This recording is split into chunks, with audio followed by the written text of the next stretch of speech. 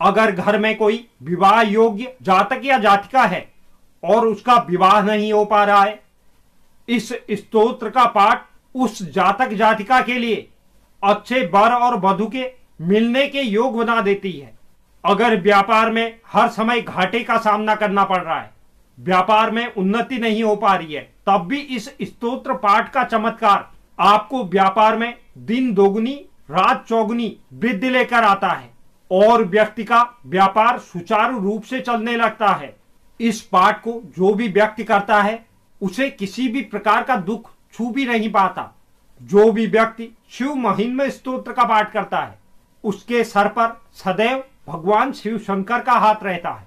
जो भी व्यक्ति दूसरों का धन हड़पता है, दूसरे की धन की चोरी करता है, दूसरों के चीजों पर नजर रखता है, यानी कि पाप कर्म करता है, वह व्यक्ति भी अगर इस पाठ को करे, या जो अहंकारी व्यक्ति है जो यह समझता है मैं ही इस संसार का सबसे बड़ा व्यक्ति हूं, मैं सब कुछ कर सकता हूं, ऐसे व्यक्तियों को भी इस स्तोत्र के पाठ करने से उन्हें सही राह मिलती है।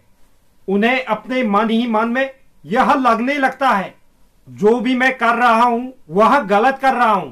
उस व्यक्ति को इस स्तोत्र के पाठ से यह एहसास होने लगता है कि मैं कैसा इंसान हूं जो दूसरों को दुख देता हूं, और उसके मन में भी ऐसा परिवर्तन आता है। उसके बाद वह अपना रास्ता बदल लेता है और इस प्रकार के कार्य उससे छूट जाते हैं।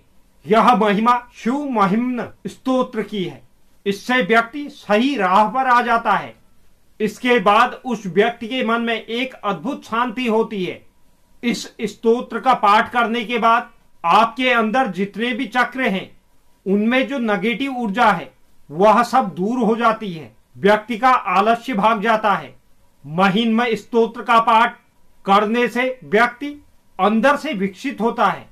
इस स्तोत्र का जो भी पाठ करता है उसे कुछ ही महीनों के अंदर अपने अंदर परिवर्तन दिखाई देने लगता है।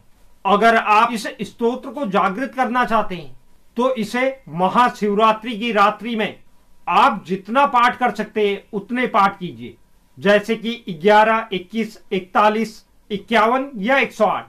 जितनी बार भी आप इस पाठ को कर सकते हैं उतनी बार आपको इस पाठ को महाशिवरात्रि के दिन करना चाहिए। यह आपके लिए वरदान साबित होगा, आपका भाग्य बदल जाएगा।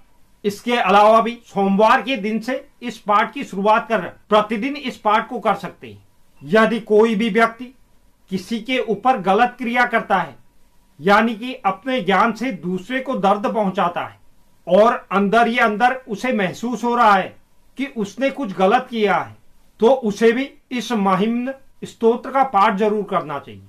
लोगों के जिंदगी में ऐसे भटकने की स्थिति आ जाती है कि वह अपने धर्म पर ही विश्वास नहीं कर पाते, या अपने आप धर्म में रहकर भी आप उस धर्म को क्षति पहुंचाते हैं, यानी कि उस धर्म के बारे में नेगेटिव बातें करते हैं। भगवान के ऊपर आस्था नहीं रहती, व्यक्ति नास्तिक हो जाता है।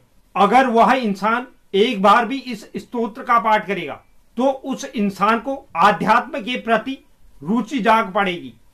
अगर वह पाठ नहीं भी करता, उसके सामने यह स्तोत्र अगर कोई पढ़ता है तब भी उस व्यक्ति के मन में अपने धर्म के प्रति लालसा जागने लगती है।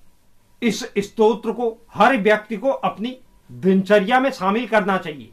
आप सुबह पूजा पाठ करने के बाद इसका पाठ कर सकते हैं, लेकिन अगर आप ब्रह्म मुहूर्त या शाम के समय इस स्तोत्र का पाठ करेंगे तो इसका आपको बहुत अच्छा फल प्राप्त होगा।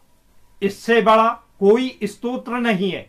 यह व्यक्ति को मोक्ष तक ले जाता है, व्यक्ति के जीवन में उन्नति को प्रदान करता है।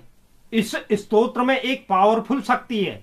पहले आप शिव महिम्न स्तोत्र को समझें। यह संस्कृत में है, इसलिए अगर आपको संस्कृत का उच्चारण नहीं आता तो आप इसका गलत उच्चारण ना करें। इसका जो हिंदी अनुवाद है या जो भी आपकी मातृभाषा है उसमें समझें और इसका पाठ करें। इसके बाद आप धीरे धीरे संस्कृत सीख सकते हैं और इस पाठ को कर सकते हैं। हर शब्द को स्पष्ट और धीमी गति के साथ बोलें। आप अगर पढ़ना नहीं जानते, आप ऑडियो रिकॉर्डिंग भी सुन सकते हैं।